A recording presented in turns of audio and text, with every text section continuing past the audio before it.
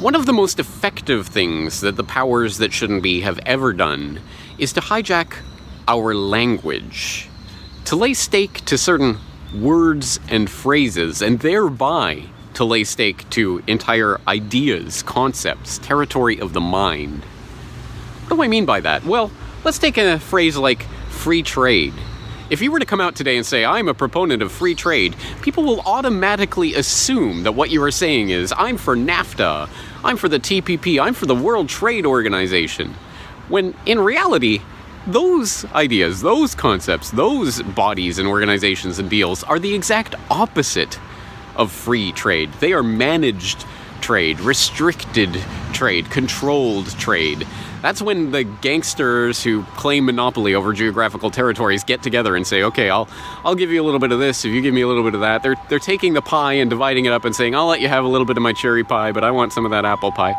It's the exact opposite of what is meant in plain language by free trade, as in free people freely transacting and interacting across whatever lines on whatever imaginary map in whatever way they feel is best, without a third party, usually the banksters and their cronies, coming in to intervene in that transaction. That is free trade, but we can't even talk about that concept. We don't even have a term for it, because the term for it, free trade, has been co-opted into this North American Free Trade Agreement and the Trans-Pacific Partnership and all of that. They have hijacked that language. Here's another example: globalism.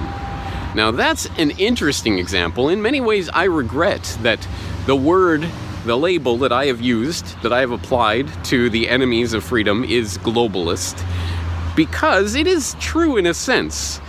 There is a globalist ideology that believes that there should be a one-world government that controls all interactions between all people and sees everything, knows everything, controls everything, and of course, by the way, in parentheses, run by, the banksters and their political cronies. What are you going to do? Now, that is certainly one form of globalism, but it is not the only form of globalism. What is globalism? It is the idea that, again, free people should be able to freely interact and transact with any people across whatever imaginary lines on whatever map, that we are free human beings, and that I don't need a special, let this person go by from the queen in order to cross an imaginary line on a map. All of the things that we now, unfortunately, take so much for granted that we don't even pause to think about them, but that are truly affronts to freedom. So, again, the idea, the word, the concept of a free human being has been, I'm a globalist. I'm not the loyal subject of Queen Elizabeth, but again, the idea, I can't go out and say I'm a globalist because people will not understand what I mean by that.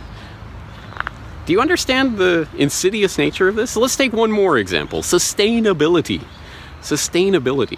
Of course, when you say this, again, immediately, what do people think of? It is Agenda 21. It's the United Nations. It's, hey, we'll take our international body and we'll claim this section of the globe and we'll use it for our purposes and we'll call it sustainability. Of course, I mean, who isn't against that other than the cronies who get to profit directly from that? But what about the idea of local resilience, localism, the idea of, well, we can do it ourselves, we can grow things, we can trade amongst each other and profit amongst each other locally, and we can protect the environment because we don't want, to live on a dung heap. That is sustainability, isn't it? But again, that idea, that word sustainability has been co-opted and has come to mean part of this UN Agenda 2030, whatever nonsense. Again, time after time after time, real ideas, real concepts, real possibilities for freedom are co-opted because the language itself to describe those concepts has been co-opted. It's a very insidious process. It's, in some ways, the most fundamental way that we are controlled. We are controlled through our language.